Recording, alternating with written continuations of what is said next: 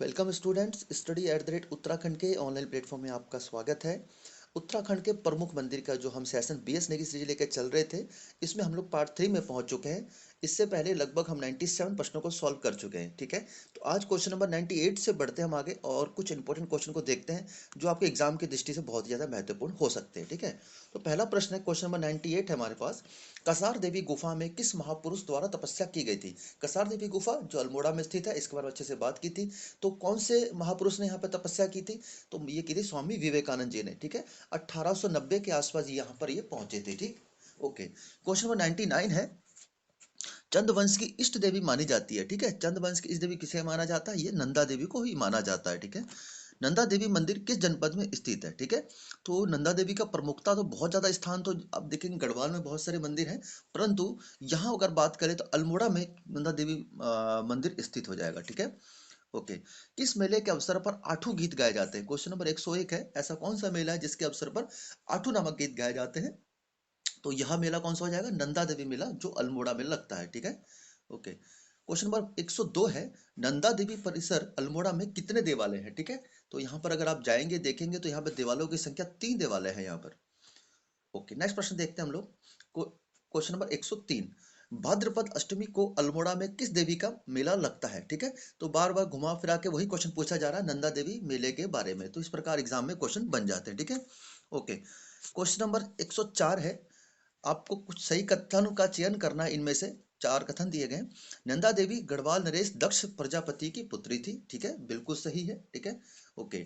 बाज बहादुर चंद नंदा देवी की प्रतिमा को गढ़वाल से अल्मोड़ा लाया था, ये भी बिल्कुल सही है। मल्ला महल में रखी प्रतिमाओं को कमिश्नर ट्रेल ने पर्वतेश्वर मंदिर में रखवाया था। ठीक है, तो ये सारे ऑप्शन ठीक है।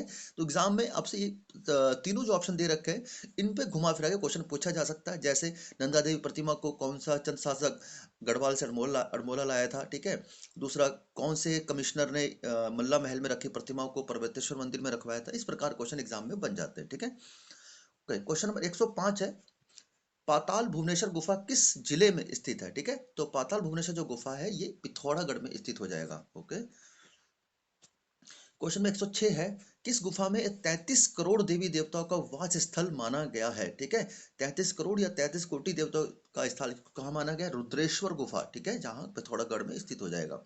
ओके, निम्न कथनों को पढ़कर असत्य कथन का चयन करें।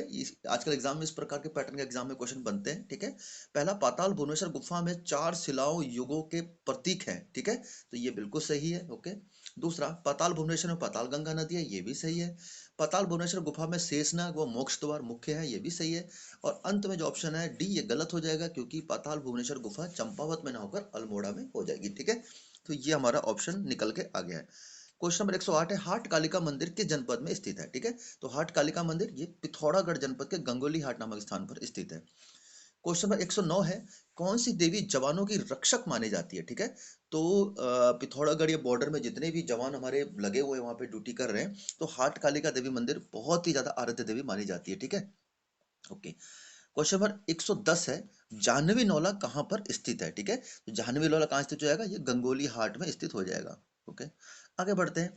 नीचे दिए कथनों को ध्यानपूर्वक पढ़कर सही कथन को छांटिए। क्वेश्चन नंबर 111 है। ठीक है, हाट कालिका देवी मंदिर रहस्य हेतु प्रसिद्ध है, बिल्कुल सही है।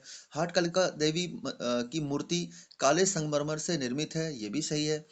महिषासुर मर्दिनी देवी शक्तिपीठ हाट कालिका मंदिर में स्थित है, ये भी सही है। तो उपरोक्त सारे कथन ठीक हो जाएंगे। तो ये क्वेश्चन देने का मकसद ये नहीं है कि आपको इसमें सही कथन आप छाट के निकल जाइए, इसके बारे में डीपली तीनों आपको ऑप्शन ना तीनों ऑप्शन के बारे में पता होना चाहिए। ठीक है, गोमती एवं गरुड़ गंगा के संगम पर बैजनाथ मंदिर समूह स्थित है, कहाँ पे स्थित हो जाएगा? जब बागेश्वर पढ़ रहे थे हम लोग, ठीक है, तो अच्छे से हमने पढ़ा था, गरुड़ गंगा या गरुड़ गंगा इसके संगम पे स्थित है बैजनाथ मंदिर समूह। ठीक है, ओके।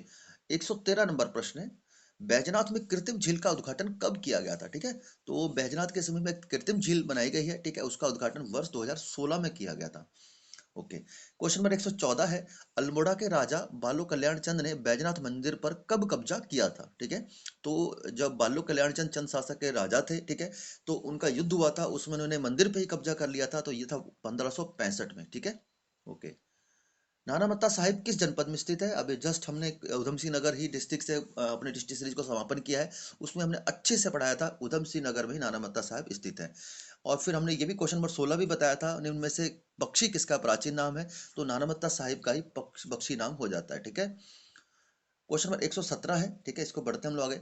नानामत्ता साहिब में पंजा साहिब के नाम से जाना जाता है। पंजा साहिब किसको जाना जाता है? पीपल का वृक्ष है। ठीक है, जहां पर अपने शिष्यों के साथ में बैठकर गुरु नानक जी ने तपस्या भी करी थी और दर्शन भी दिए थे। ठीक है, 118 नंबर है, सिखों के कौन से गुरु अपने शिष्य बाला व मर्दाना के साथ नानामत्ता आए थे? तो गुरु नानक देव जी की बात की जा रही है। ठीक है, ओके। नानामत्ता के समीप नानक सागर बांध किस जनपद में स्थित है? ठीक है, तो ये नानक सागर बांध जो है देहुआ नदी पे जो बना हुआ है। ठीक है, ये हमने अच्छे से पढ़ा था, मैप के साथ पढ़ा था, एक एक डिस्ट्रिक्ट को हमने मैप के साथ पढ़ा है और डीपली स्टडी करी है।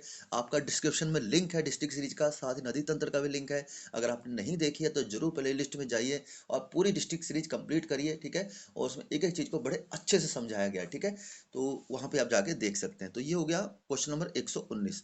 अब आगे बढ़ते हम लोग अगले प्रश्न की तरफ, क्वेश्चन नंबर 120 में। ठीक है, क्वेश्चन नंबर 120 है, किस स्थान पर रक्षाबंधन के अवसर पर आषाढ़ी कौतिक मेले का आयोजन किया जाता है? ठीक है, तो रक्षाबंधन के अवसर पर चंपावत में देवी धुरा जो स्थान है, यहाँ पर आषाढ़ी कौतिक मेले का आयोजन किया जाता है। ठीक है, ओके। किस मेले को बगवाल मेला कहा जाता है? ठीक है, पहले यहाँ पर पत्थरों का युद्ध किया जाता था। ठीक है, और वर्तमान में गवर्नमेंट ने यहाँ पर फलों और फूलों से जो दो पक्ष होते हैं उनको आपस में लड़ाई करके अनुमति दी है। तो ये हो जाएगा, एक प्रतीकात्मक रूप में कर दिया है उसको आजकल, तो देवीधुरा मेला का ही ये बगवाल मेला कहा जाता है। ठीक है, रणशिला व बारही शिला, क्वेश्चन नंबर 122 है, रणशिला व बारही शिला निम्न में से कहां पर स्थित है?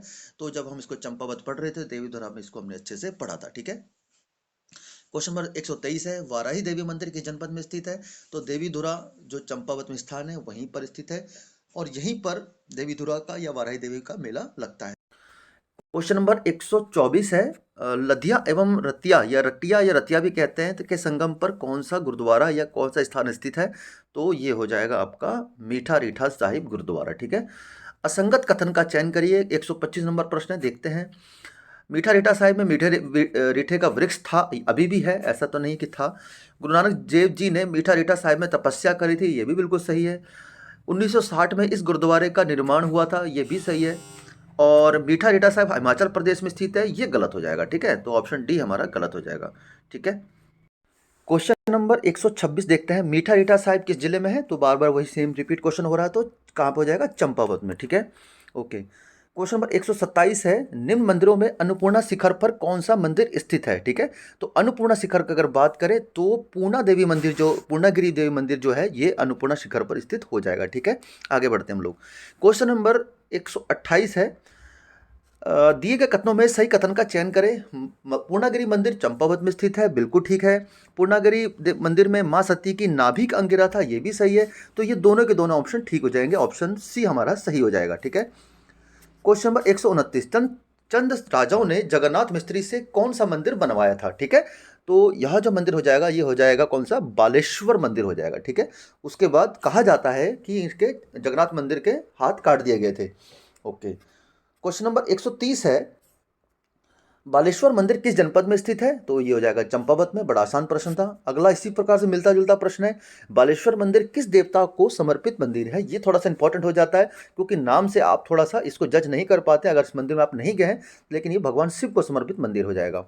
ओके, क्वेश्चन नंबर 132 है, उद्यान चंद ने किस चंद राजा के पापों का प्रायश्चित करने हेतु बालेश्वर मंदिर का जीर्णोद्धार करवाया था? ठीक है, तो कौन से राजा का प्रायश्चित करने के लिए? ये गरुड़ ज्ञानचंद का पापों का प्रायश्चित करने हेतु बालेश्वर मंदिर का जीर्णोद्धार करवाया था। ठीक है, ओके। क्वेश्चन नंबर 133 है, बालेश्वर शिव मंदिर कब से भारतीय पुरातत्व सर्वेक्षण विभाग की देख रेख में है? ठीक है, तो ये कब से है? ये हो जाएगा वर्ष 1952 से। ठीक है, याद रखिएगा, इंपॉर्टेंट है क्वेश्चन। निम्न में किस देवी को उपटा देवी भी कहा जाता है? क्वेश्चन 134 है, उपटा देवी कौन सी देवी को कहा जाता है? तो ये आपका उत्तर हो जाएगा गर्जिया देवी को। ठीक है, गर्जिया देवी कहाँ पर स्थित है? रामनगर में स्थित है, वहाँ पर नैनीताल डिस्ट्रिक्ट के समीप में। ठीक है, ओके। अगला प्रश्न है, किस मंदिर के निकट सीतावनी एवं महर्षि वाल्मीकि आश्रम के भग्नावशेष स्थित हैं? ठीक है, तो ये किसकी बात कर रहे हैं? ये गर्जिया देवी मंदिर की बात कर रहा है, ये हमने अच्छे से इसको पढ़ा था। ठीक है, गर्जिया देवी मंदिर किस जनपद में स्थित है? तो नैनीताल के रामनगर के समीप ये स्थित हो जाएगा। गर्जिया देवी मंदिर किस नदी के मध्य में स्थित है? ठीक है, तो ये एग्जाम में कई बार क्वेश्चन बना हुआ है, तो ये बिल्कुल उसके मध्य में स्थित है, किसके? कोसी नदी के बिल्कुल मध्य में स्थित है। इनमें नैनीताल जनपद में स्थित मंदिर हैं, कौन कौन सी मंदिर है नैनीताल जनपद में, जैसे कैंची धाम ये भी स्थित है, गर्जिया देवी मंदिर बिल्कुल सही है, नैना देवी मंदिर बिल्कुल सही है, तो उपयुक्त सभी हो जाएंगे। नीम करोली बाबा का कैंची धाम आश्रम किस जनपद में स्थित है, तो ये हो जाएगा नैनीताल जनपद में। ओके, 140 नंबर प्रश्न है, निम्न में कैंची धाम मंदिर किस देवता को समर्पित मंदिर है। ठीक है, बहुत इंपॉर्टेंट क्वेश्चन है, ये भगवान हनुमान जी को समर्पित मंदिर है। ठीक है, याद रखिएगा, बहुत इंपॉर्टेंट है, कंफ्यूजन हो जाता है कभी कभी।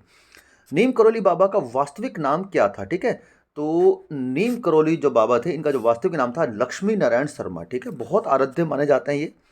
किस वर्ष बाबा नीम करोली कैंची धाम नैनीताल आए थे, ये एग्जाम में क्वेश्चन बना हुआ है, ये है वर्ष 1962 में। ठीक है, और आज के सेशन का अंतिम प्रश्न है, 15 जून 1964 को कैंची धाम में किस देवता की मूर्ति की प्रतिष्ठा की गई थी। जिस प्रकार अभी 22 जनवरी को राम मंदिर के प्राण प्रतिष्ठा करी जानी, वैसे ही यहाँ पर 15 जून 1964 को, ठीक है, हनुमान जी की ये प्राण प्रतिष्ठा का कार्यक्रम किया गया था, यहाँ पर उनकी स्थापना करी गई थी। ठीक है, तो ये था आज का सेशन, जिसमें हमने 143 क्वेश्चन तक पहुँच गए हम आज, और लगभग हमने आज 46 प्रश्नों को सॉल्व किया है। तो उम्मीद करता हूँ ये सेशन आपके लिए लाभकारी रहा होगा। ठीक है, इसी प्रकार हम बढ़ते रहेंगे, 250 प्रश्न और उससे ज़्यादा प्रश्न करेंगे मंदिरों संबंधित, जिससे आपको एग्जाम में किसी भी प्रकार का क्वेश्चन ना छूटे। ठीक है, मिलते हैं फिर नेक्स्ट क्लास में, तब तक के लिए जय हिंद।